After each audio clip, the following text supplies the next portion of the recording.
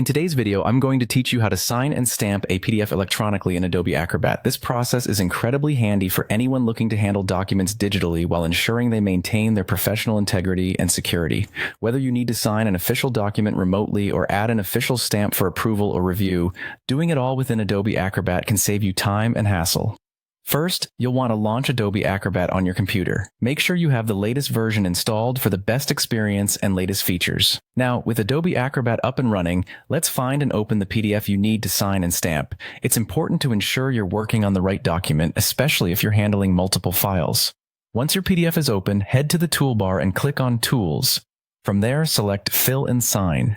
This option is designed for exactly this purpose, to allow users to fill out forms and add signatures easily. Once the Fill and Sign tool is activated, you'll find several options to add your mark to the document. Look for the sign icon or option. This will bring up the area where you can add your signature. If it's your first time using this feature, you may need to create a new signature. You can do this by typing your name, drawing your signature with the mouse or a stylus, or even uploading an image of your handwritten signature. Once you've got it set up just right, click Apply. With your signature ready, move it to the desired location on the PDF. You can click and drag to reposition it, which ensures it's placed exactly where it needs to be. If necessary, resize the signature to make it fit neatly into the designated area on the document. Next, it's time to add a stamp. Return to the Tools menu and click on Stamp.